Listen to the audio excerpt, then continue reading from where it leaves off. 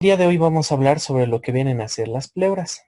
Para hablar sobre lo que vienen a ser las pleuras, vamos a decir que estas van a ser unas membranas serosas, muy importantes para algunas enfermedades, especialmente a nivel de lo que es el pulmón.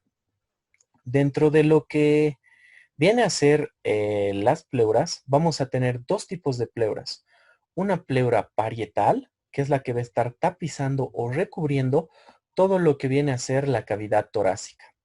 Y vamos a tener otra pleura que eh, va a estar en relación o va a estar pegada a los pulmones, que es conocida como la pleura visceral. Entre lo que viene a ser la pleura parietal y lo que es la pleura visceral, nosotros vamos a tener un pequeño espacio que es conocido como el espacio pleural. Esta pleura prácticamente es la que nos va a ayudar a fijar lo que vienen a ser los pulmones y la que nos va a ayudar a poder realizar los movimientos de respiración de los pulmones. Anatómicamente, eh, toda estructura visceral que se encuentra libre siempre tiene que estar adherida a algún tipo de estructura. En este caso, en lo que viene a ser el tórax, vamos a ver que las estructuras más grandes que tenemos ahí, que son el pulmón y el corazón, tienen algunos medios de fijación. Dentro de los medios de fijación del pulmón, vamos a ver que esta va a estar pegada o adherida gracias a las pleuras. Y dentro de lo que viene a ser el corazón, nosotros vamos a ver que esta va a estar adherida a través de lo que es el pericardio. Si nosotros hablamos sobre lo que viene a ser la pleura visceral, nosotros tenemos que decir que la pleura visceral cubre íntimamente al pulmón y esta se va a adherir a toda la superficie, absolutamente a toda la superficie que se va a encontrar o que va a estar en relación con el pulmón. Incluso esta pleura visceral ingresa dentro de las cisuras o fisuras pulmonares, que las vamos a ver cuando estemos describiendo pulmón. ¿Qué quiere decir? Que va a estar prácticamente cubriendo cada espacio del pulmón y que esta va a tener un pequeño repliegue que más adelante vamos a ver a nivel de la entrada de los bronquios principales, que son estos de acá, que se van a encontrar hacia los lados de cada uno de los pulmones. Esta pleura visceral,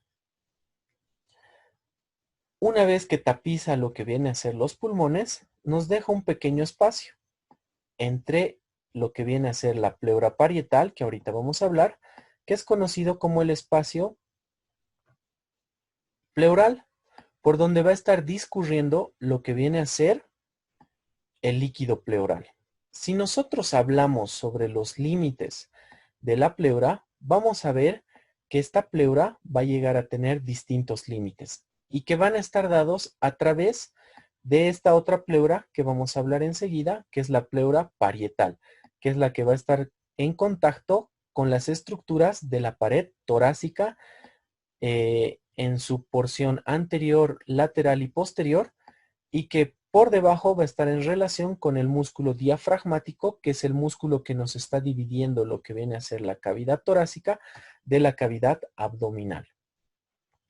Si nosotros hablamos sobre la pleura parietal, nosotros vamos a tener ciertas porciones que van a llegar a dividir esta pleura o nos va a llegar a identificar el espacio pleural propiamente dicho.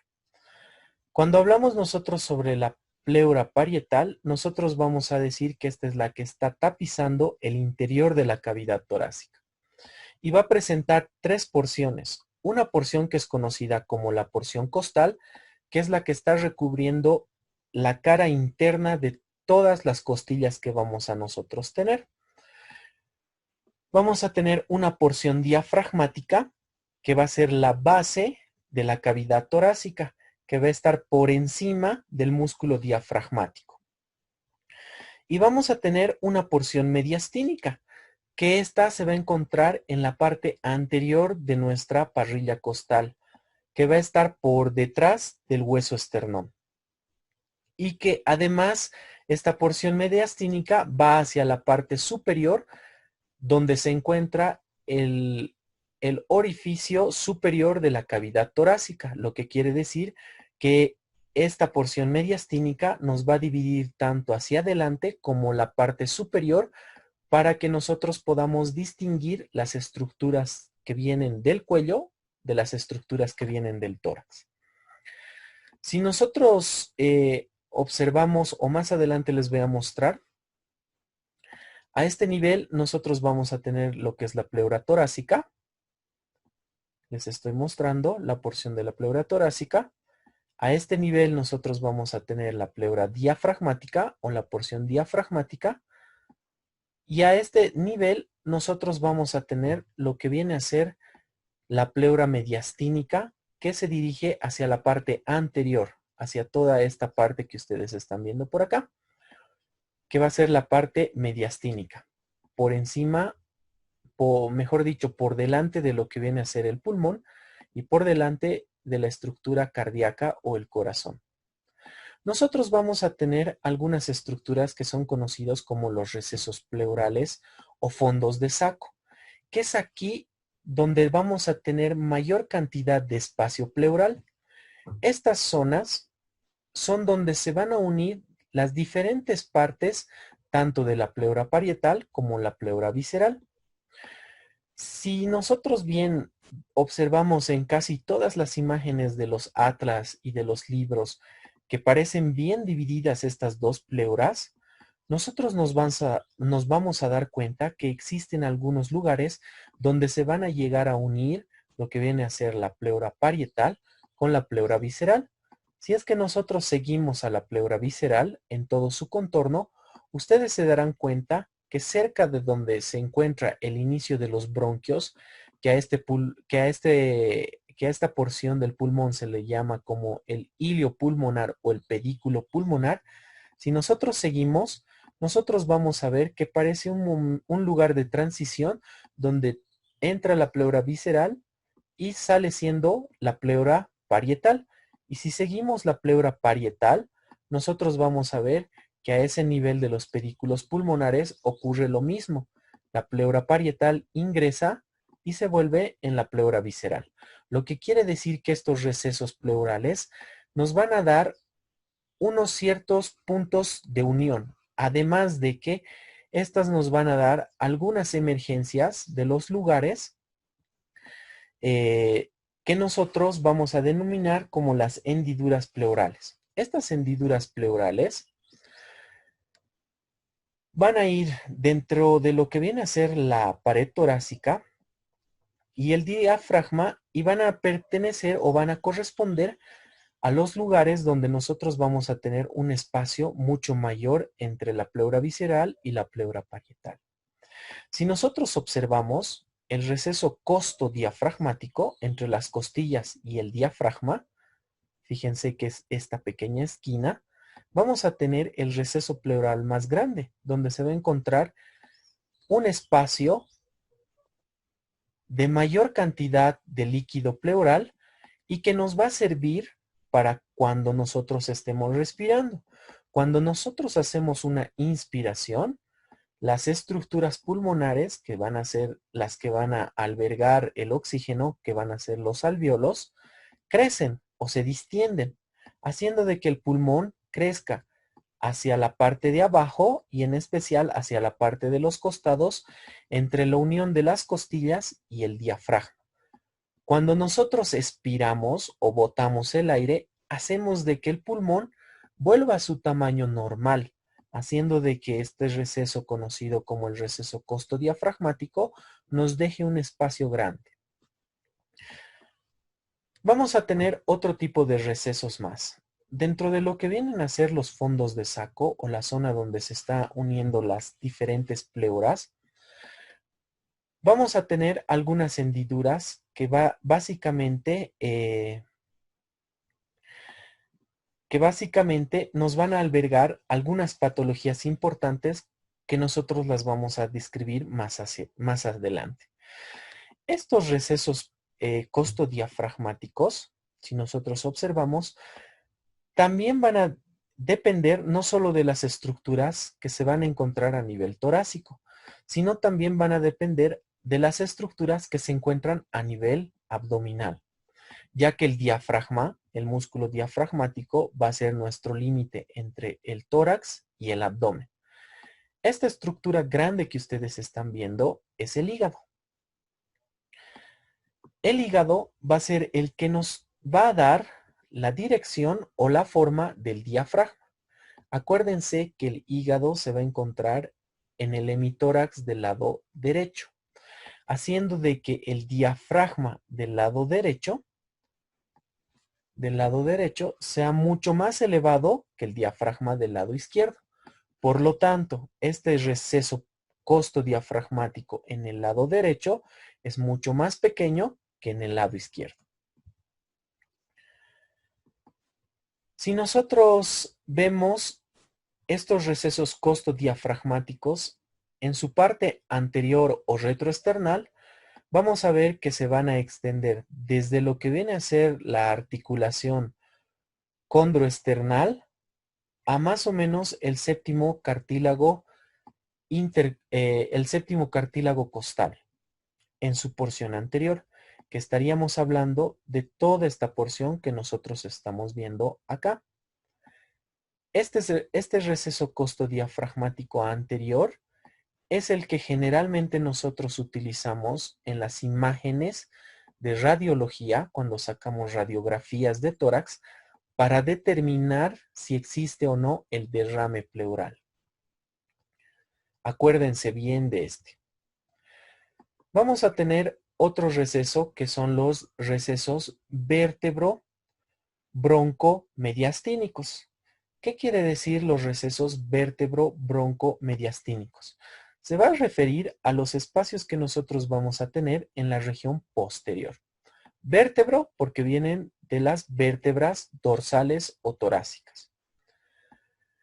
Bronco porque a ese nivel nosotros vamos a tener, como les decía, la emergencia de los bronquios principales y nos va a dar los ilios pulmonares. Y mediastínica posterior, nuestro siguiente tema, vamos a ver que a este nivel nosotros le denominamos como el mediastino posterior. Así que el espacio que nosotros vamos a observar en la región posterior, que se van a encontrar entre el cuerpo de las vértebras y las apófisis transversas, además de la cabeza y el cuello de cada una de las costillas, lo vamos a denominar como el receso bronco-mediastínico posterior, que también es un lugar donde se puede llegar a acumular bastante líquido pleural, pero que por lo general, como se encuentran demasiadas estructuras anatómicas, tanto vasculares, el esófago, como las estructuras pulmonares, no llegamos a poder observar muy bien cuando existe una patología a este nivel. Así que tomamos siempre en cuenta el que se encuentra en la parte anterior. Hablemos entonces sobre la cúpula pleural. La cúpula pleural, que va a ser la parte más superior de la pleura parietal, es la que va a recubrir lo que viene a ser el vértice del pulmón, el que estamos viendo acá.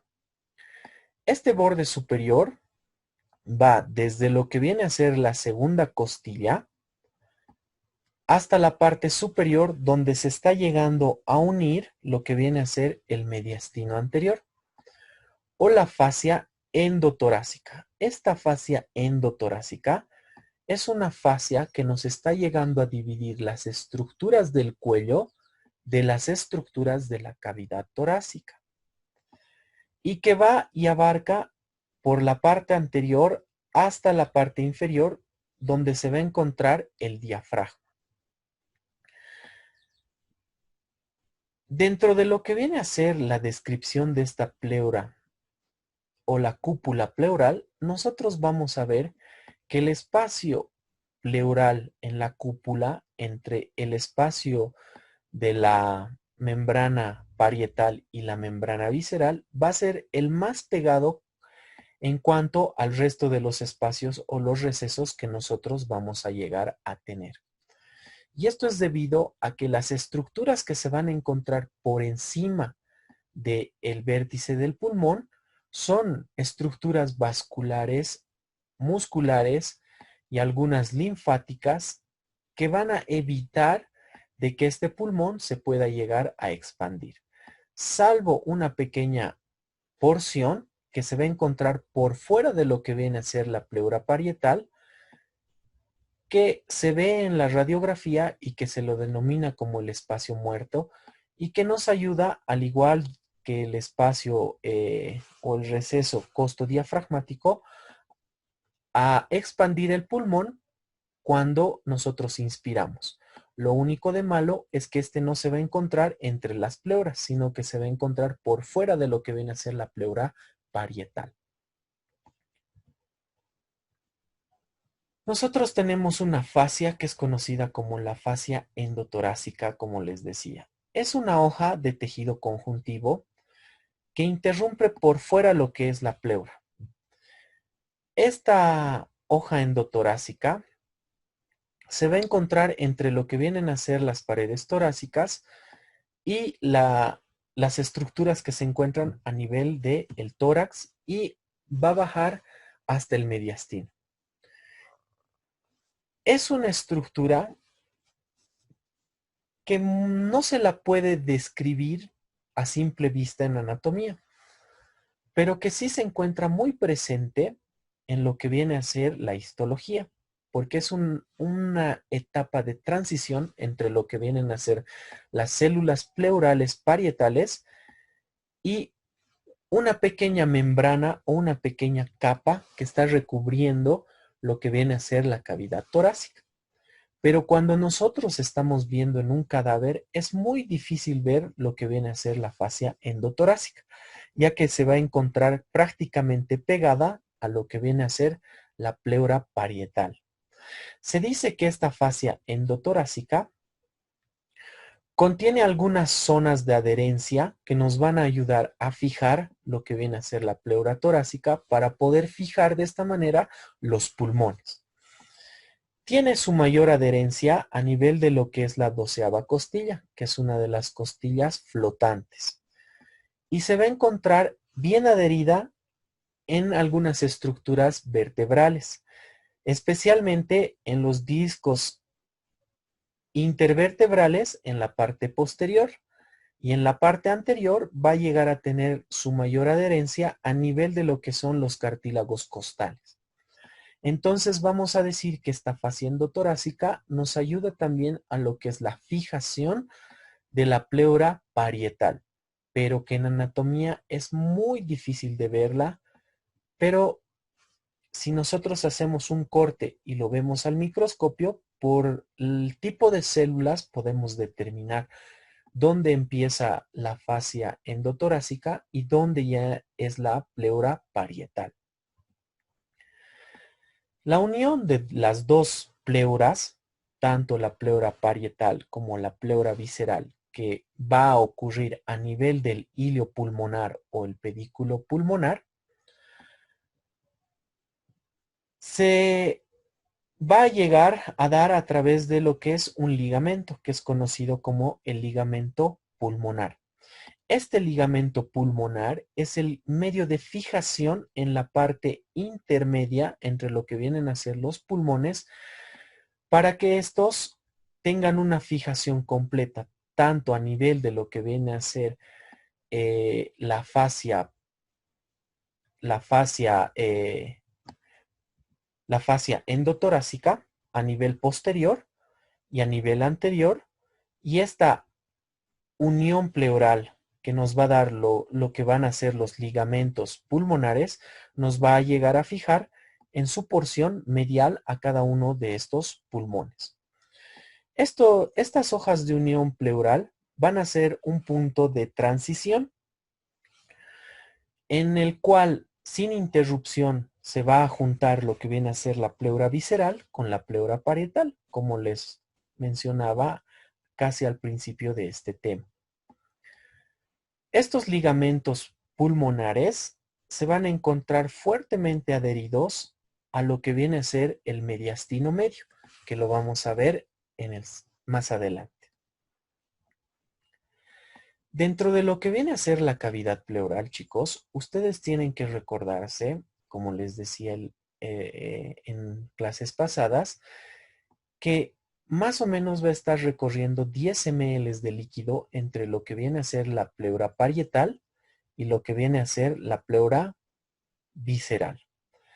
Este líquido pleural se va a producir a través de lo que vienen a ser unas microvellosidades que se van a encontrar en la pleura visceral. Estas nos van a ayudar a lubricar y a aumentar la adherencia entre estas dos hojas, permitiendo el desplazamiento de las estructuras pulmonares cuando nosotros empezamos a inspirar y a expirar. Este líquido pleural no está estático completamente, sino que constantemente se va produciendo y se va absorbiendo cada cierto tiempo. Se dice que durante todo el día nosotros producimos aproximadamente 100 ml, lo que nos dice que en el día aproximadamente cambiamos de líquido pleural 10 veces. Y esto del cambio de líquido pleural se debe a una reacción de feedback que cuando ustedes estén en fisiología se van a dar cuenta que nos va a ayudar a que constantemente este líquido vaya renovándose, no solo por el hecho de que este líquido se va desgastando, sino que también es un medio de protección para evitar de que existan bacterias que se encuentren a este nivel. Así que durante el día, mientras nosotros vamos produciendo lo que viene a ser el líquido pleural, una cierta cantidad de este líquido también se va reabsorbiendo. Es por eso que cuando estamos en ciertas etapas del día, en algunos momentos nosotros tenemos una dificultad respiratoria mínima y comenzamos con un proceso que se llama el suspiro.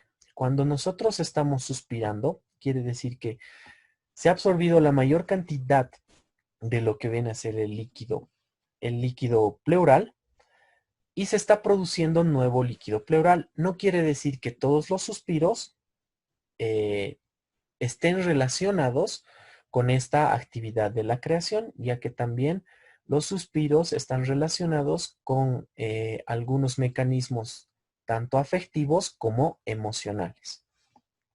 Acuérdense entonces de que este líquido pleural se vuelve a producir unas 10 veces al día, y esto nos ayuda a evitar de que algunas bacterias se encuentren en este líquido pleural, ya que este líquido pleural puede hacer que estas bacterias desarrollen rápidamente.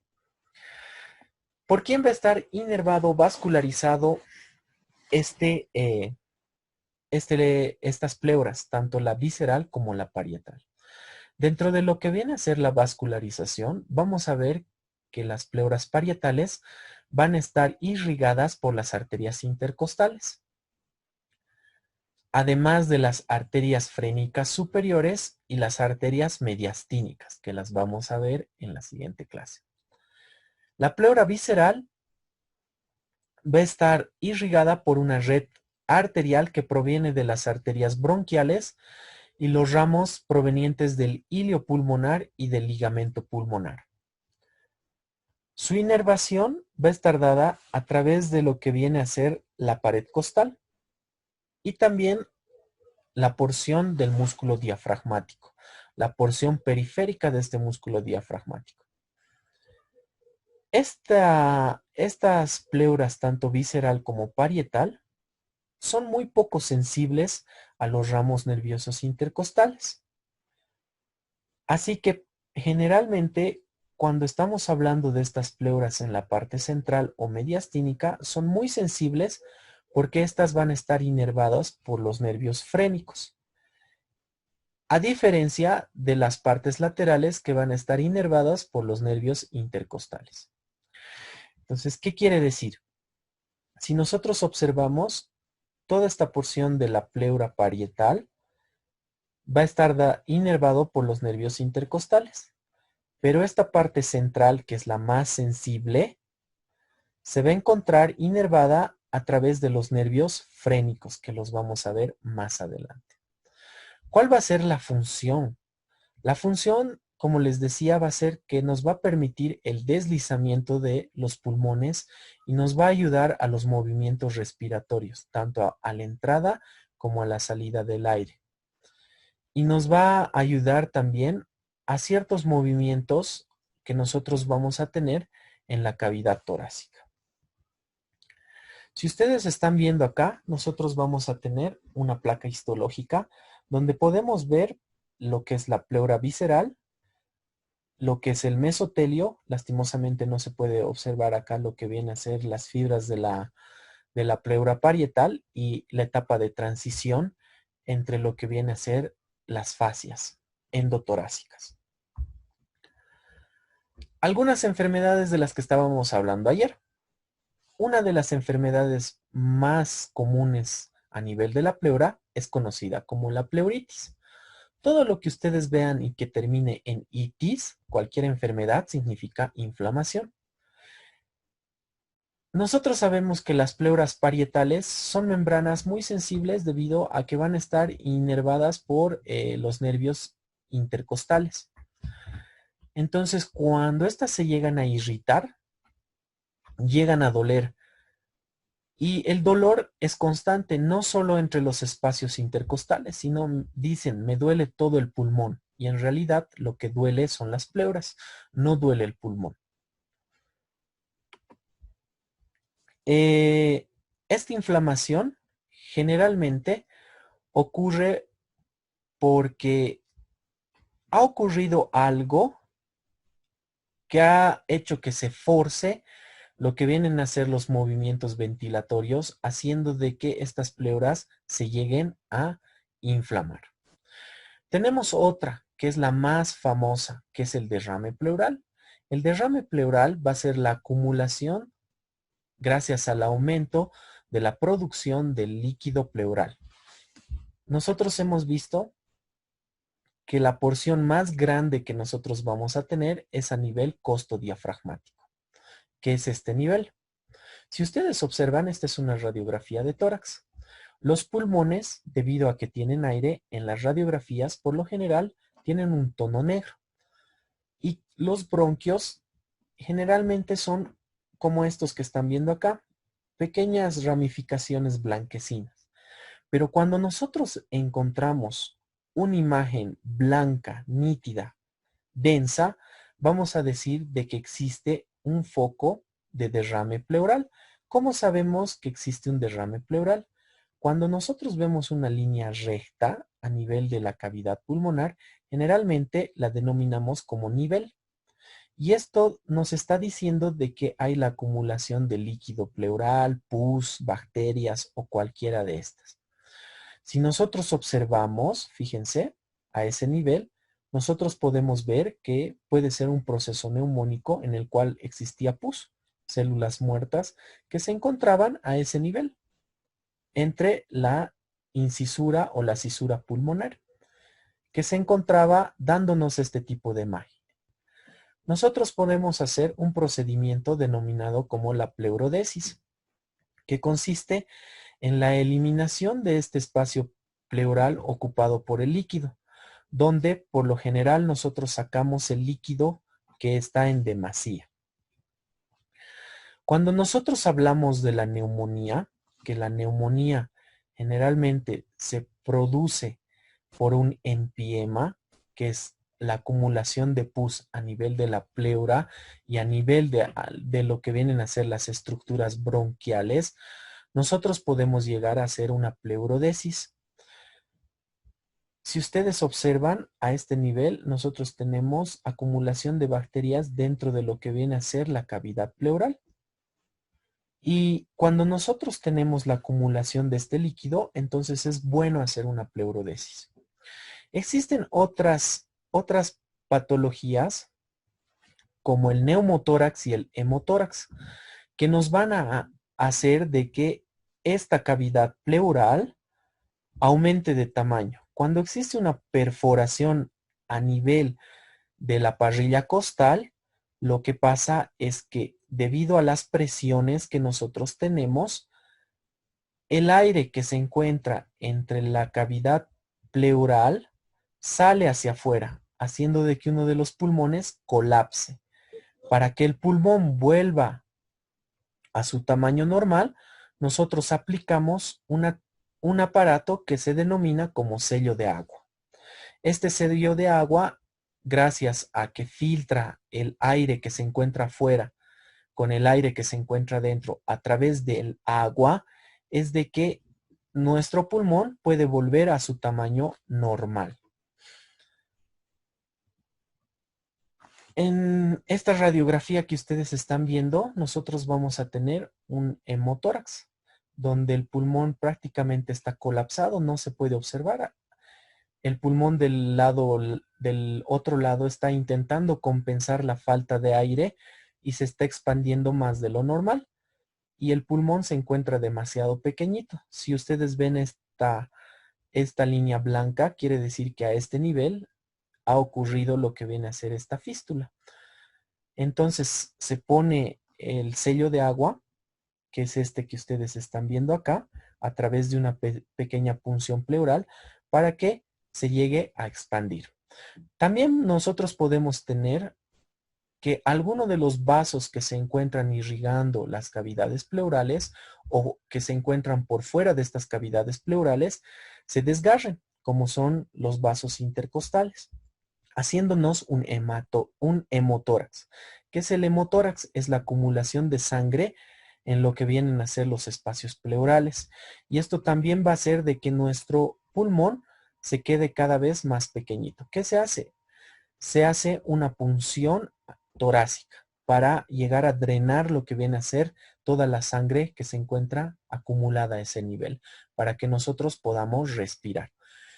Cuando nosotros tenemos un hemotórax, para evitar de que la sangre ocupe los dos espacios pulmonares, nunca ponemos al paciente cuando lo trasladamos al servicio de emergencia de espaldas, porque si lo trasladamos de espaldas, vamos a ver más adelante, el mediastino posterior va a ser de que la sangre vaya de un lado hacia el otro, haciendo de que la cavidad pulmonar o los pulmones, tanto del lado derecho como del lado izquierdo, disminuyan de tamaño.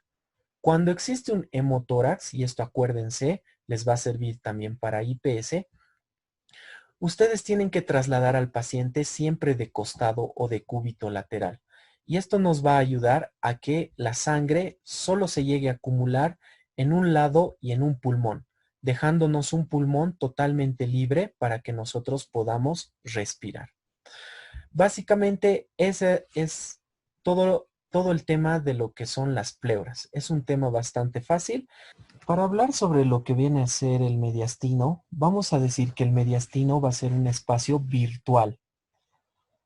¿A qué nos referimos cuando nosotros decimos que este va a ser un espacio virtual?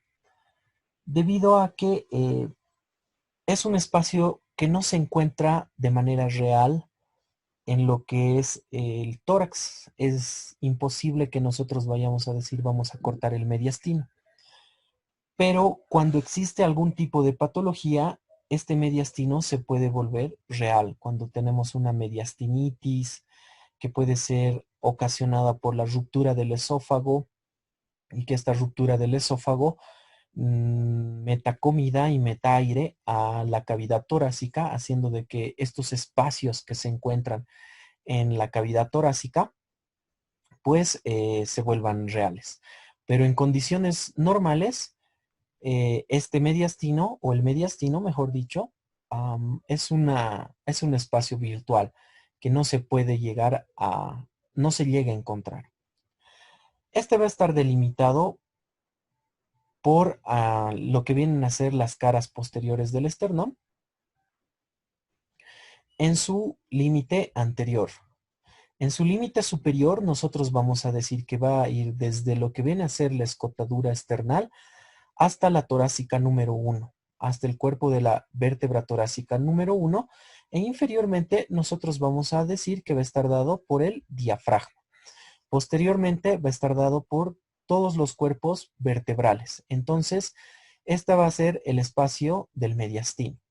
A su vez, este mediastino se va a llegar a subdividir en algunas regiones que las vamos a ver más adelante. Acuérdense entonces los límites del mediastino. Superiormente, desde el manubrio esternal, desde la escotadura esternal, hasta el cuerpo de la primera vértebra torácica. Anteriormente, por la cara posterior de todo lo que viene a ser el hueso esternal. Inferiormente, por el diafragma y posteriormente por los cuerpos vertebrales desde la torácica 1 hasta la torácica número 12. Lateralmente, este va a estar limitado por los pulmones. Entonces, lo que quiere decir que el mediastino va a ser la parte central de la cavidad torácica. Dentro de lo que viene a ser esta concepción de acuerdo con la realidad anatómica, lo primero que tenemos que tener en cuenta es que el mediastino, como les decía, no va a ser un espacio real y que este nos va a ayudar, pero a determinar algunos órganos y algunas posiciones anatómicas y nos sirve bastante no solo para la imagenología, que es donde más ustedes van a utilizar lo que viene a ser el mediastino, sino también nos va a llegar a determinar algunos órganos específicos que se van a encontrar en ciertos lugares de la cavidad torácica y nos va a dar límites, los límites, tanto los límites posteriores como los límites anteriores, que nos va a ayudar a adecuar una configuración interna dentro de lo que viene a ser la cavidad torácica. Además de que existe algunos vasos, nervios y algunas estructuras anatómicas intercostales que gracias a la clasificación de este mediastino son mucho más fáciles para el estudio de la anatomía. Hablaremos entonces sobre los mediastinos. Dentro de lo que vienen a ser los mediastinos, nosotros vamos a tener algunos que se van a dar mediante los planos. Uno va a ser mediante el plano horizontal, que nos va a dividir el mediastino en dos porciones. Una porción superior, que está aquí pintada de rojo, y una porción inferior. Este plano horizontal se va a dar desde la unión del manubrio esternal con el cuerpo esternal, o sea, el ángulo de Lewis en la parte anterior, y va a ir hasta el disco intercostal entre la torácica número 4 y la torácica número 5. Esta es una línea imaginaria que se le denomina como plano horizontal. Este plano horizontal nos va a llegar a dividir el mediastino en un mediastino superior y un mediastino inferior. Este mediastino inferior posteriormente se va a subdividir en tres más. Entonces, el mediastino superior va a estar dado desde la escotadura esternal hasta la primera vértebra torácica en su límite superior.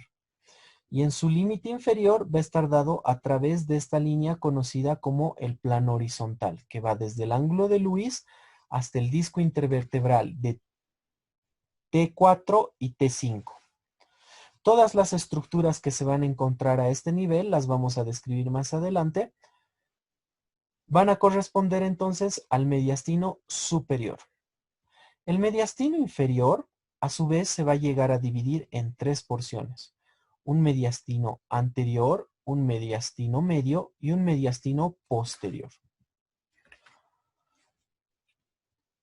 Para hablar sobre lo que viene a ser el mediastino superior, nosotros vamos a decir que en algunas literaturas es conocido como el mediastino anterosuperior. ¿Qué estructuras anatómicas vamos a tener en el mediastino superior? En el mediastino superior nosotros vamos a encontrar a la tráquea, a los bronquios extrapulmonares, obviamente, y a los ganglios linfáticos intertraqueobronquiales que se van a encontrar a ese nivel. Además de que vamos a poder observar los nervios recurrentes, tanto del lado izquierdo en especial, que se encuentran recorriendo por encima de lo que va a ser la aorta y que se dirigen hacia la parte superior para inervar a la laringe, que ya hemos visto que estos nervios recurrentes van a ser dos, el laringio recurrente y los laringios superiores, que es este laringio superior que se va a dividir en dos posteriormente a nivel de la laringe. ¿Qué estructuras anatómicas más vamos a poder observar? Nosotros vamos a poder observar los primeros cuerpos vertebrales que van a ir desde la torácica número 1 a la torácica número 4. Además vamos a poder observar las ramas arteriales de las aortas primitivas y de las arterias subclavias.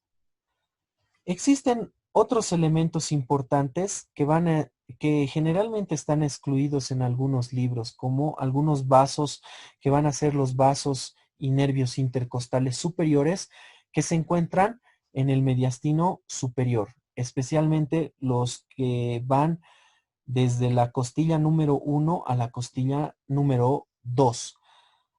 Además de que se van a encontrar los nervios explágnicos, que estos nervios explágnicos van a pertenecer a un plexo que es conocido como el plexo torácico. Los nervios explágnicos mayor y menor que van a llegar a confundirse o a estar mucho en relación con lo que vienen a ser la cadena de los nervios simpáticos que se encuentran a este nivel. Más adelante les voy a mostrar con más detalle. Entonces, dentro de lo que vienen a ser el mediastino anterior, o superior, mejor dicho, lo que decíamos es que vamos a tener a la tráquea, vamos a tener aparte del esófago, los cuerpos vertebrales de la torácica 1 a la torácica número 4, vamos a tener la emergencia, no se ve en este gráfico, a través de lo que viene a ser esta arteria que va a ser la aorta, las aortas primitivas, las venas subclavias que se van a encontrar a este nivel. Además de que, acuérdense que tenemos aquí la primera costilla, por lo tanto vamos a tener las arterias subcostales de la primera costilla y parte de las arterias subcostales de la segunda costilla que se van a llegar a insertar a este nivel, ¿sí?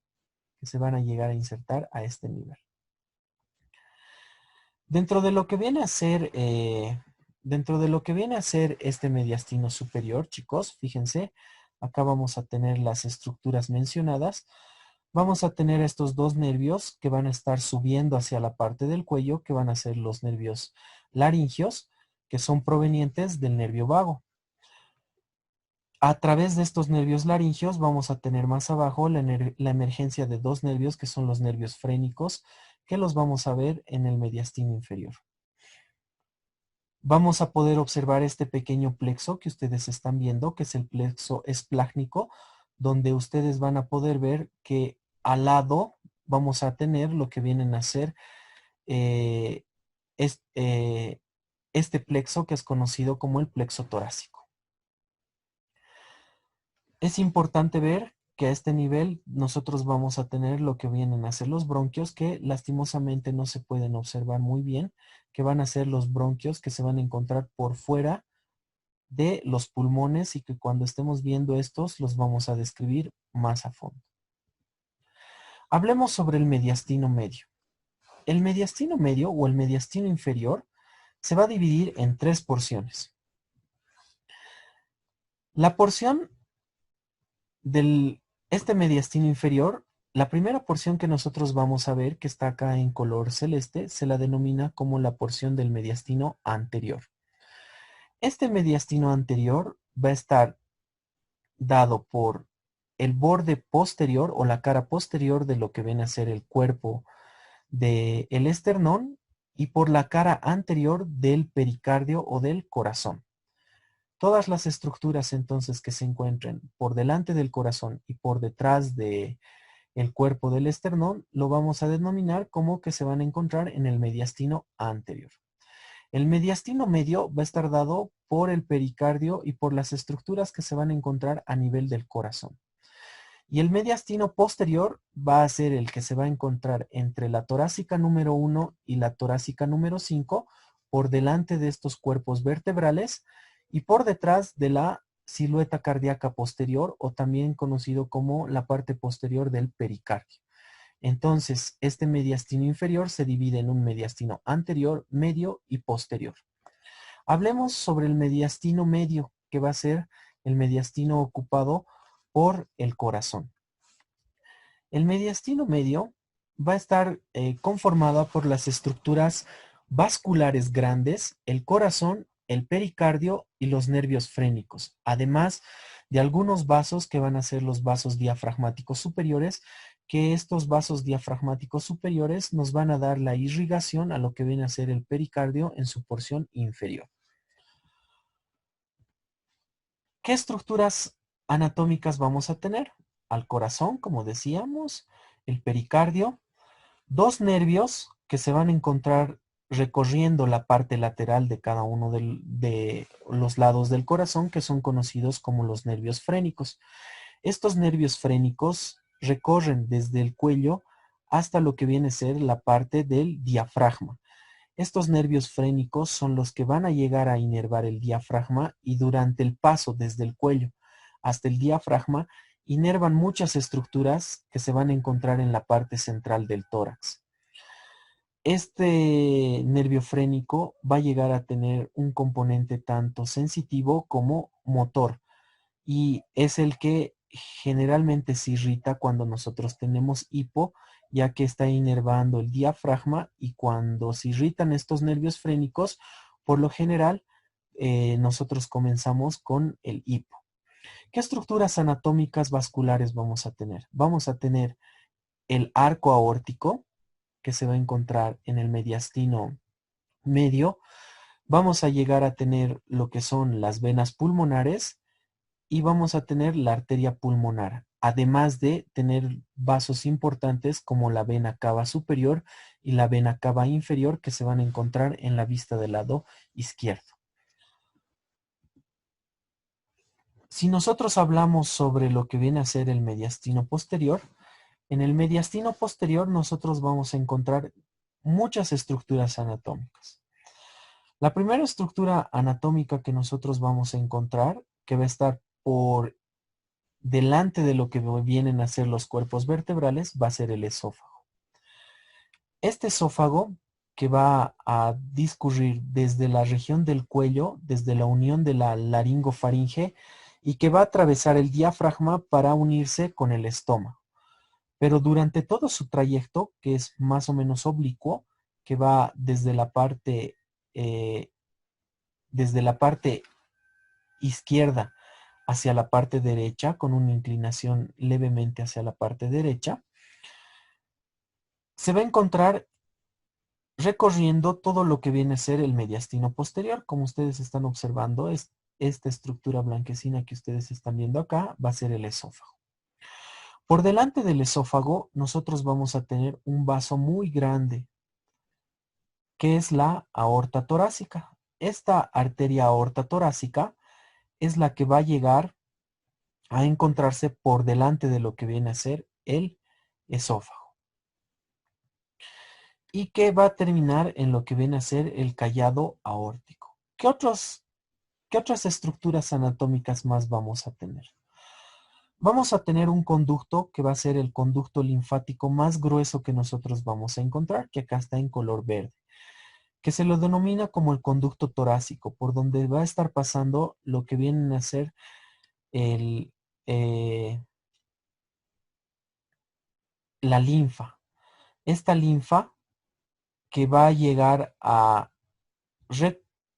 recorrer todo lo que vienen a ser los vasos linfáticos y que van a llegar hasta los ganglios linfáticos y que gracias a esta linfa nosotros vamos a tener a las células linfáticas que van a ser los linfocitos y que son los encargados de la protección de nuestro cuerpo a través de estos linfocitos, de la formación de estos linfocitos en lo que vienen a ser los vasos linfáticos. Estos linfocitos viajan a los vasos sanguíneos cuando existe algún tipo de infección, inflamación, y son los primeros en atacar las bacterias, los virus y cualquier tipo de microorganismo que se pueda llegar a alojar dentro de nuestro organismo. Así que este conducto torácico generalmente lo confunden con un vaso sanguíneo. ya que va a ser el único vaso linfático grueso o bastante grueso que nosotros vamos a llegar a observar y que se va a encontrar a nivel del tórax. Este se va a encontrar entre lo que vienen a ser las venas hemiácigos y la aorta torácica. Vamos a tener las venas ácigos y las hemiácigos. Si ustedes observan acá, tenemos la vena ácigos, que esta vena ácigos se va a llegar a dividir en una que es la vena hemiácigos en el lado derecho. Además vamos a tener algunos nervios que van a ser ramas del vago, como ustedes están viendo acá. Este nervio largo que ustedes están viendo acá son los nervios laringeos recurrentes. Y estos otros nervios que están viendo por encima, que van prácticamente recorriendo toda la cavidad torácica, van a ser los nervios frénicos. ¿Cuál es la diferencia entre los nervios laringeos y los frénicos? Los nervios laringeos, chicos, siempre se van a encontrar por encima de lo que viene a ser la aorta y llegan a distribuirse en el plexo torácico. Y en la parte superior ascienden con una rama muy delgada que llega hacia la laringe, a diferencia de lo que vienen a ser los nervios frénicos, que van a ser los nervios más grandes que nosotros vamos a poder observar y que se van a encontrar recorriendo al lado del corazón. Estos nervios frénicos, chicos, eh, no solo se van a encontrar en el mediastino medial, sino también van a ir hasta la parte posterior de lo que viene a ser la región del mediastino posterior. Vamos a tener una cadena simpática de nervios esplácnicos que van a estar en contacto con lo que viene a ser el plexo torácico. Los nervios esplácnicos, tanto los mayores y menores, provenientes del nervio neumogástrico. Vamos a tener los paquetes intercostales y también los paquetes torácicos que están viniendo a través de la arteria aorta y de la vena hemiácigos. Como están viendo acá, vamos a tener los paquetes intercostales posteriores que se van a encontrar en el mediastino posterior. Además de encontrar algunos ganglios linfáticos, que van a ser los ganglios linfáticos mediastínicos posteriores, que se van a encontrar al lado de este conducto torácico. Por último, vamos a hablar sobre el mediastino anterior. En el mediastino anterior, chicos, vamos a tener tres estructuras importantes. Y esto va a depender de la edad que llegue a tener la persona. Si nosotros estamos hablando de un niño hasta los 8 o 12 años como máximo, vamos a decir que este mediastino anterior va a estar ocupado por un órgano denominado como el timo. El timo va a ser un órgano linfático que es donde va a llegar a madurar nuestros linfocitos T, que van a ser nuestras células de respuesta inmunitaria de memoria y que son las que generalmente se activan en los procesos infecciosos graves. Y este timo llega a que se maduren estos linfocitos T entre los 8 y los 12 años de edad. Así que mientras tenemos 8 o 12 años, tenemos el timo.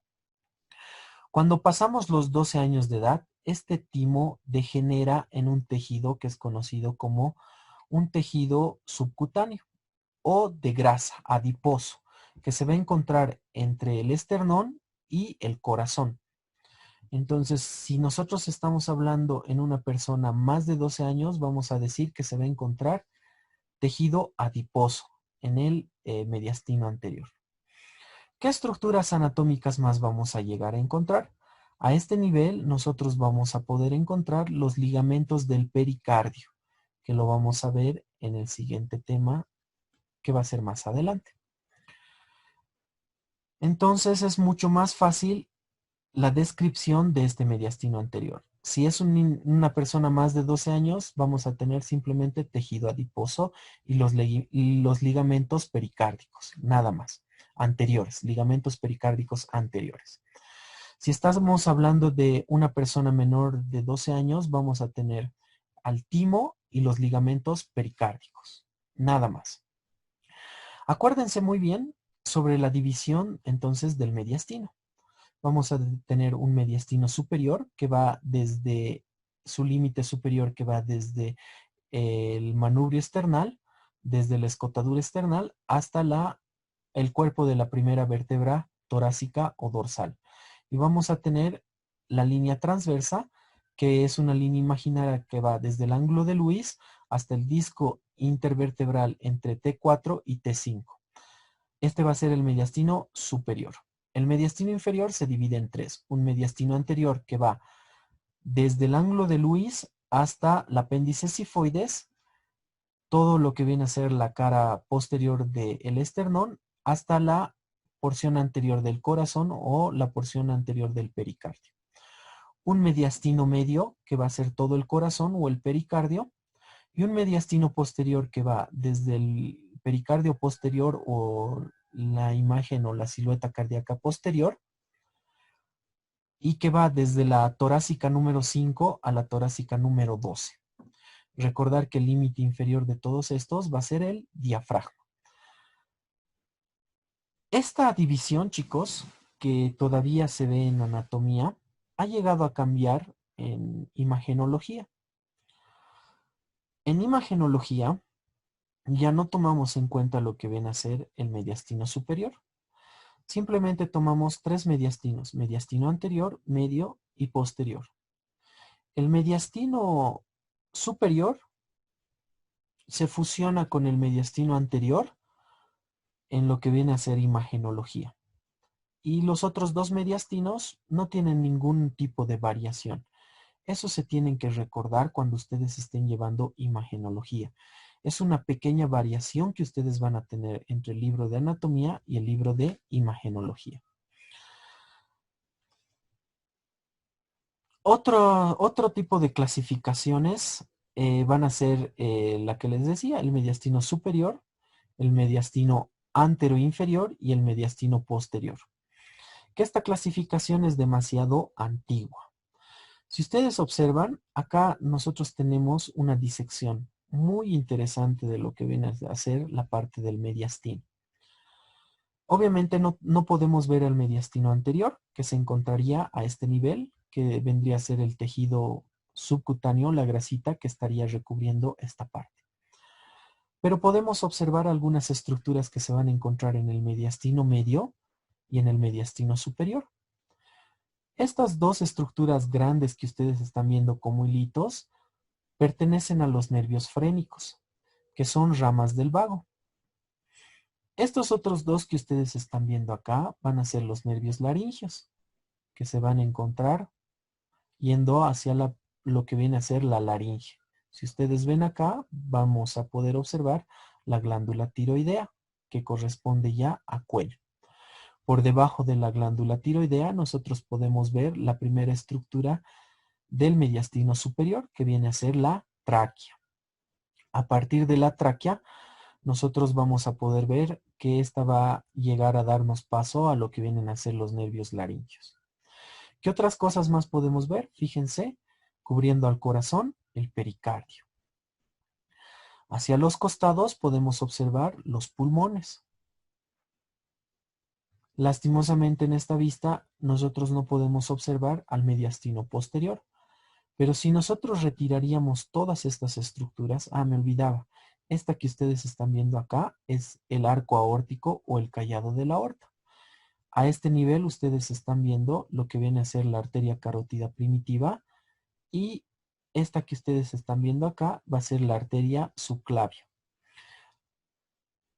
Esta que ustedes están viendo acá va a ser el tronco venoso brachiocefálico proveniente de la vena cava superior, que es esta que están viendo acá. Si nosotros hacemos un corte de todas estas estructuras que se encuentran en el mediastino medio y en el mediastino superior, nosotros vamos a poder observar las estructuras que vamos a tener en el mediastino posterior: la vena cava superior, la arteria aorta torácica, el conducto torácico, las venas ácigos y las venas hemiácigos, además de los paquetes neurovasculares intercostales posteriores. y vamos a poder observar delante de esta estructura que es el esófago. Más por delante del esófago, los bronquios extrapulmonares que se van a unir a nivel de la tráquea. Se dice algunas estructuras anatómicas que nos sirven como referencias anatómicas para el paso de lo que viene a ser el mediastino superior y el mediastino medio. Se dice que a este nivel, nosotros si retiramos lo que es el callado de la aorta, vamos a tener la bifurcación de la tráquea en los bronquios principales, que es denominado como el cartílago de la carina o la carina bronquial, que se encontraría dividiendo lo que viene a ser el mediastino superior del mediastino medio. Es un tema bastante corto y de fácil comprensión si ustedes se acuerdan los límites y las estructuras importantes. ¿Cuáles van a ser las estructuras importantes? Las que se van a encontrar descritas en cada una de las diapositivas.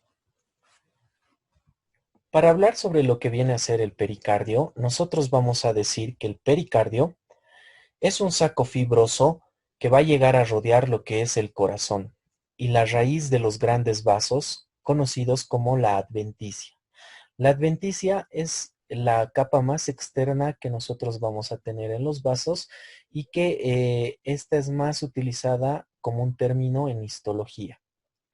Este se va a encontrar en el mediastino medio, como acabamos de ver, y se va a dividir en dos. Un pericardio fibroso, que es el que va a estar recubriendo todo el corazón, y un pericardio seroso. Este pericardio seroso que va a estar en relación o va a ser el que va a estar pegado en el corazón o que va a estar pegado al corazón, se llega a dividir en dos hojas o dos capas. Un pericardio seroso parietal y un pericardio seroso visceral, también conocido como epicardio. Dentro de lo que viene a ser el espacio entre el pericardio fibroso y el pericardio seroso, existe un líquido que es conocido como el líquido pericárdico. Este líquido pericárdico, chicos, va a ser el que nos va a ayudar a que el corazón se pueda expandir o se pueda retraer cuando tiene los movimientos de la sístole y la diástole. Si ustedes se dan cuenta, el pericardio tiene prácticamente la misma función que las pleuras en los pulmones, ¿sí? Solo que este va a ser recubriendo lo que es el corazón. Si nosotros hablamos sobre lo que viene a ser el pericardio, fíjense, es el que se va a encontrar en la parte del mediastino medio, se va a encontrar en relación con lo que vienen a ser los pulmones en sus laterales, por detrás con el mediastino posterior y las estructuras que se van a encontrar a este nivel, como son el esófago, la tráquea y otras estructuras más que hemos visto. Y por delante se va a encontrar con el hueso esternal o con el timo, dependiendo de la edad, o con el mediastino anterior, como ustedes quieran llamarlo. Dentro de su ubicación, como decíamos, este se va a encontrar en el mediastino medio. ¿Cuáles van a ser las relaciones anatómicas que va a tener el pericardio? En la parte anterior, este va a estar en contacto con la mitad izquierda de lo que viene a ser el esternón. Aparte de esto, nosotros vamos a tener que se va a estar relacionando con el timo, en el caso de los niños, o el tejido celular subcutáneo pericárdico que se va a encontrar a este nivel del mediastino anterior. Posteriormente, con las estructuras del mediastino posterior, que van a ser la aorta torácica, o también conocida como la aorta descendente, el esófago y algunas estructuras más, como van a ser los nervios frénicos en su parte lateral. Y en la parte lateral también vamos a tener lo que viene a ser la pleura pulmonar, tanto parietal como visceral, ya que a este nivel se encuentran lo que viene a ser los ligamentos pulmonares. Y los grandes vasos, como van a ser las venas cava superior, inferior, la arteria aorta o el callado de la arteria aorta, además de lo que son las venas pulmonares. Si nosotros observamos, este pericardio va a llegar a tener, como les decía, dos capas. La capa más externa, que ustedes están viendo en color blanco, es conocido como el pericardio fibroso. Y estas otras dos capas que ustedes están viendo en color rojo van a ser las capas provenientes del pericardio visceral o también conocido como el pericardio seroso. La capa más externa o que va a estar en relación con el pericardio fibroso es conocido como el pericardio seroso parietal. Y este que está prácticamente pegado al corazón es conocido como el pericardio seroso visceral o también conocido como el epicardio. Algo que generalmente se confunde los estudiantes de anatomía es que piensan que esta capa visceral o epicardio es una capa que se puede llegar a separar del corazón y no es así. El corazón, cuando ustedes estén viendo en histología, consta de tres capas celulares importantes: el endocardio, el mesocardio y el epicardio. Lo que quiere decir que la capa serosa visceral, que es conocida como el pericardio o epicardio, prácticamente está pegado al corazón, no se puede separar del corazón. Si ustedes salen al mercado y les gusta comer anticuchos y van a cocinar este fin de semana, cuando salgan con sus mamás a comprar el corazón, se van a dar cuenta que el corazón tiene una textura brillosa, a diferencia del resto de las carnes que puedan llegar a comprar.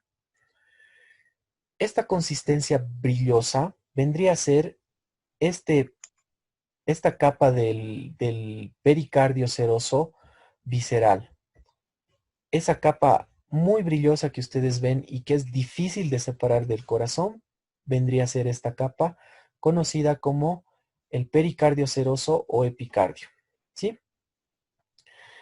Esta llega hasta la parte superior, cerca de los grandes vasos, y se desdobla, uniéndose con la otra capa serosa del pericardio, que vendría a ser el pericardio seroso parietal. Entre estas dos, vendría a estar lo que viene a ser el líquido pericárdico. Este líquido pericárdico que nos está permitiendo la expansión y la contracción del corazón en los movimientos cardíacos cuando éste realiza la sístole y la diástole.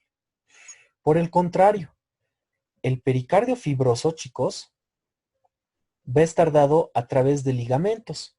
Son simplemente ligamentos que van a estar sujetando lo que viene a ser esta capa del pericardio seroso. Cuando nosotros vemos el mediastino, y les mostraba la imagen, la última imagen de mediastino, y veían y les decía, este es el pericardio, estábamos hablando sobre el pericardio parietal seroso, ya que el pericardio fibroso simplemente van a ser ligamentos que nos van a estar sujetando esta capa parietal del pericardio seroso. Esta es una imagen mucho más esquemática que real, donde ustedes van a poder ver las dos capas del pericardio seroso.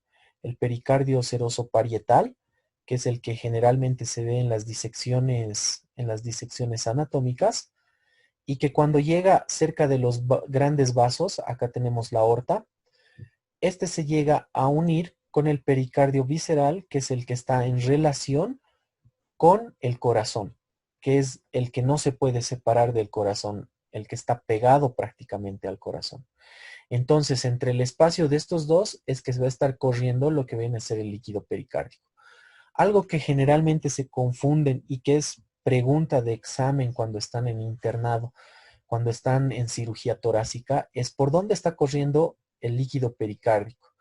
Y pensamos que es como la pleura, entre el fibroso y el parietal, y ese es un grave error. Está corriendo entre las dos capas del pericardio seroso, entre la capa del pericardio seroso parietal y el pericardio visceral, ya que el pericardio fibroso, como les decía, que es este grande que ustedes están viendo, simplemente van a ser ligamentos que nos van a ayudar a fijar al corazón en el mediastino medio.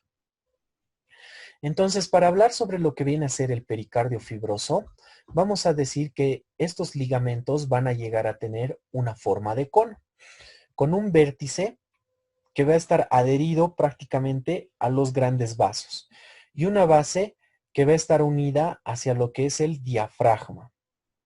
En su parte posterior, en su parte anterior, mejor dicho, este se va a unir al cuerpo del hueso esternón en su cara posterior a través de lo que vienen a ser los ligamentos esternopericárdicos, que los vamos a ver más adelante. En su... Estos este pericardio fibroso básicamente nos va a dar ligamentos. Acuérdense de eso. Si nosotros estamos hablando sobre el pericardio fibroso, este va a estar manteniendo, como les decía, el corazón a través de los ligamentos. Hacia los costados, nosotros vamos a tener lo que vienen a ser los ligamentos. Perdón, en la base nosotros vamos a tener lo que vienen a ser los ligamentos freno-pericárdicos. Todo lo que ustedes escuchen como freno a nivel de la cavidad torácica quiere decir que tiene relación con el músculo diafragmático, como los nervios frénicos que tienen relación con el músculo diafragmático. ¿Qué quiere decir entonces al decir freno pericárdicos? Que estos se van a encontrar entre el diafragma y el corazón. Por eso se los denomina como freno pericárdicos, lo que quiere decir que van a estar en la base del corazón. Estos ligamentos freno pericárdicos se van a continuar hacia lo que viene a ser el tendón central del diafragma, que es lo que vamos a ver la siguiente clase. Diafragma y algunas estructuras más. En la región anterior nosotros vamos a tener los ligamentos esternopericárdicos. ¿Qué quiere decir? Que van a ir desde el esternón hacia el pericardio. En la parte lateral nosotros vamos a tener los ligamentos broncopericárdicos. Bronco que van a ir desde la parte de las estructuras pulmonares, desde el hilio pulmonar hacia el pericardio.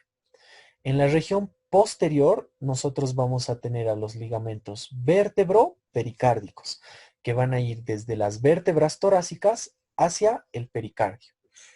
Y en la parte superior tenemos los ligamentos tiropericárdicos, que van desde el cartílago tiroideo y parte de lo que viene a ser la fascia de la glándula tiroides hacia el pericardio. Acá están entonces todos los ligamentos pericárdicos de la capa fibrosa. Fíjense que acá vamos a tener los ligamentos esternopericárdicos. Los ligamentos esternopericárdicos se dividen en tres ligamentos. Un ligamento anterior o superior, un ligamento medio y un ligamento inferior. El ligamento esternopericárdico superior va desde la cara posterior del manubrio hacia el borde superior del pericardio seroso parietal. El pericardio medio o el ligamento esternopericárdico medio va desde la cara posterior de la porción superior del cuerpo del esternón, desde el ángulo de Luis, hasta lo que viene a ser el pericardio seroso parietal. Y el pericardio, el ligamento externo pericárdico inferior va desde el apéndice sifoidea hacia lo que viene a ser la punta o el ápex del corazón o de la región pericárdica serosa parietal. En la parte de abajo, nosotros tenemos un gran ligamento, que es el ligamento freno, porque este es el músculo diafragmático pericárdico. Este ligamento freno pericárdico que va a estar en relación con el músculo diafragmático, nos va a estar fijando toda la porción inferior del pericardio visceral.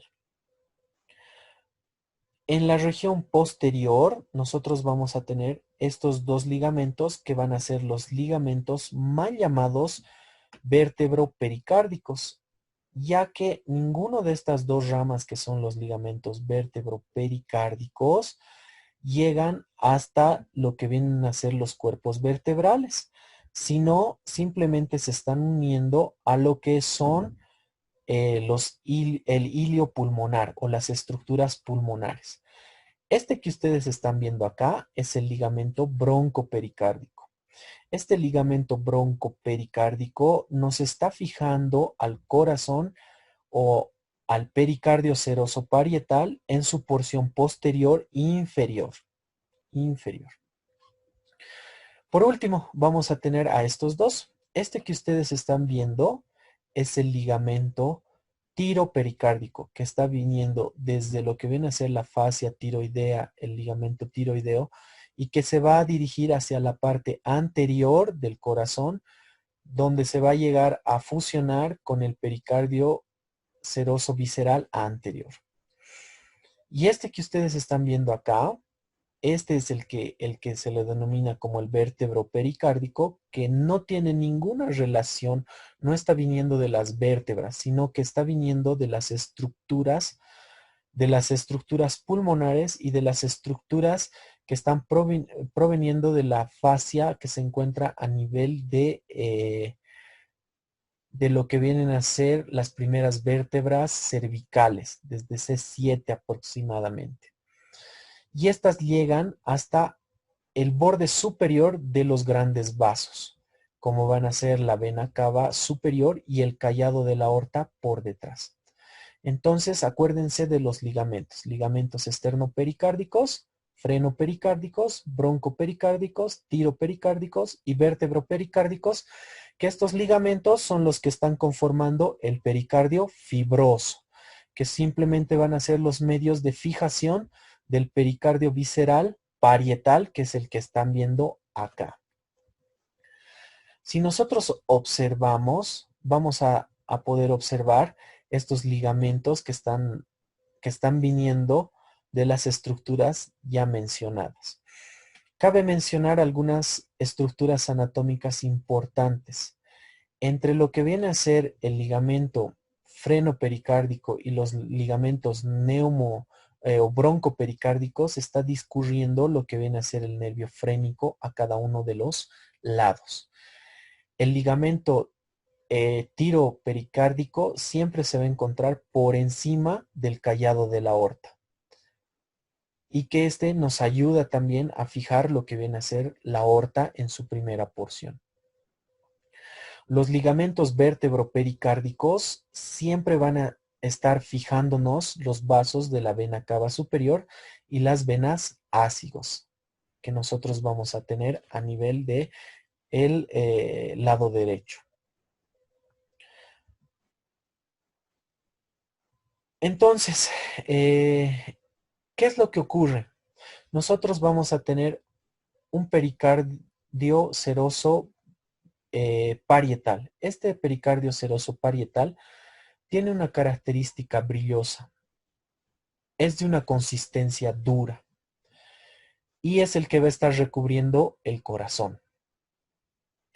Dentro de lo que viene a ser este pericardio seroso parietal, vamos a ver que va a llegar a dividirse en algunas zonas.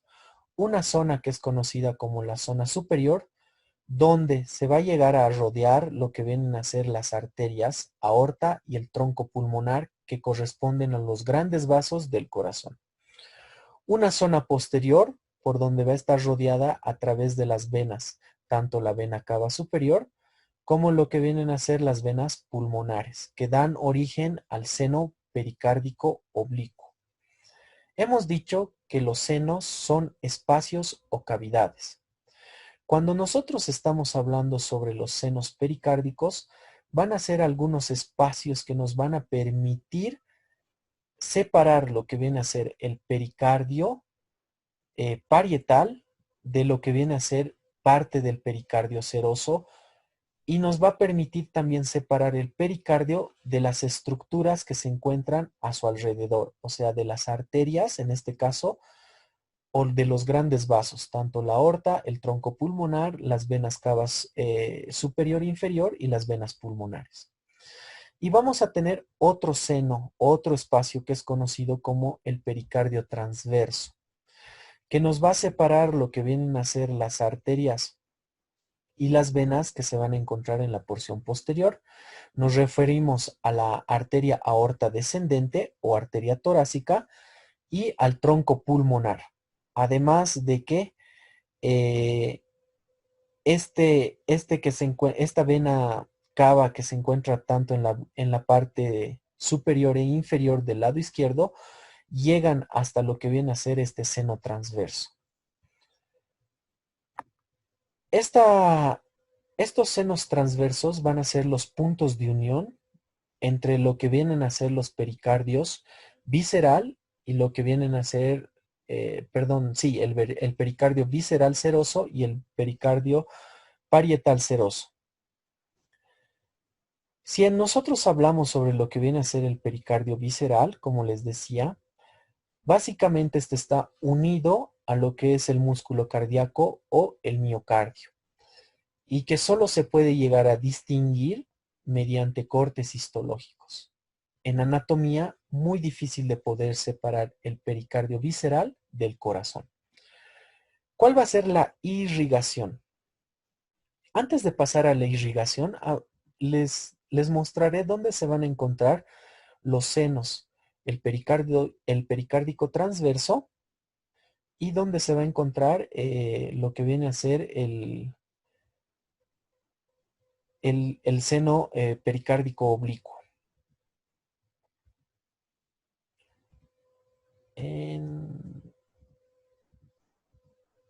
Este gráfico está mejor. En este gráfico. El seno pericárdico oblicuo, chicos, se va a encontrar a este nivel. Se lo denomina oblicuo porque a este nivel el pericardio, fíjense, va de manera oblicua. Desde lo que viene a ser la aorta, que está aquí en blanquito, el pericardio, y que baja hasta lo que es la vena cava superior. Este seno pericárdico oblicuo nos permite separar las estructuras mencionadas cuando nosotros necesitamos hacer una intervención a corazón abierto. Se dice que en este seno, que es un espacio, se puede llegar a meter un dedo. Entonces, cuando se quiere liberar y se quiere hacer una cirugía vascular de la vena cava superior o del alcayado de la aorta, en algunas enfermedades como en taponamientos cardíacos, como en aneurismas a nivel de la arteria aorta, el cirujano, una vez de que ha entrado por el costado de la cavidad torácica, mete su dedo a través de lo que vienen a ser estos senos para separar las estructuras anatómicas del pericardio, para que en el momento de cortar el pericardio nosotros no lleguemos a dañar los grandes vasos que se van a encontrar a este nivel, porque si nosotros dañamos uno de estos vasos, el paciente puede morir en fracción de segundos porque manejan grandes presiones en el caso de las arterias y gran volumen de sangre en lo que vienen a ser las venas. Entonces el cirujano mete sus dedos a través del seno oblicuo para separar las estructuras vasculares. El seno transverso es mucho más grande. En el seno oblicuo, chicos, solo entra un dedo y este nos sirve para hacer la divulsión. ¿Qué es la divulsión? Es la separación sin cortar de las estructuras anatómicas. Nos separa el pericardio de las estructuras vasculares. El seno transverso se encuentra en la región inferior. Este seno transverso se dice que si nosotros metemos nuestras manos a través de lo que viene a ser el ligamento externo pericárdico inferior, a nivel de acá, nosotros podemos meter 4 dedos y este es el que nos ayuda a realizar las cirugías cardíacas. Una vez que nosotros hemos separado lo que viene a ser el pericardio en su capa serosa para poder ver su capa visceral, nosotros podemos estar seguros de cortar este pericardio sin afectar el corazón, ¿sí? Para eso nos sirve el conocimiento de estos dos senos. Ahora sí, vamos a hablar sobre la irrigación. La irrigación del pericardio va a estar dado a través de las arterias mamarias internas o también son conocidas como las torácicas internas. Estas arterias mamarias internas o torácicas internas son ramas de las arterias paraesternales que las vimos en la clase anterior. Además van a estar dadas por su irrigación por ramos de la arteria torácica o la arteria aorta descendente, que también se llama así, que nos van a dar algunas ramas que son conocidas como las ramas pericárdico-frénicas que se van a encontrar en la base del pericardio, las musculofrénicas, que son las que están irrigando al músculo diafragmático, y las frénicas inferiores, que son las que están irrigando lo que vienen a ser la parte central de este músculo frénico. Además de que este pericardio en la porción lateral va a estar irrigado por lo que son las arterias bronquiales, las arterias esofágicas, que son ramas de la arteria torácica descendente.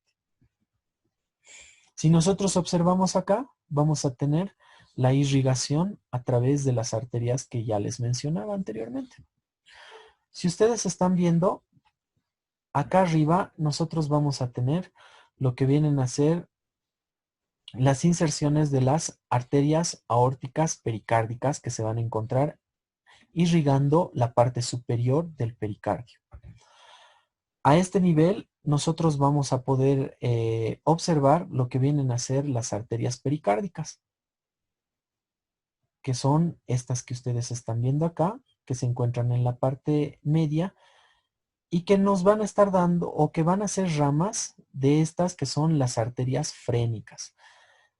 ¿Cómo distinguimos las arterias frénicas? Son las que están siguiendo a estos nervios que van a ser los nervios frénicos que se van a encontrar a cada lado del corazón.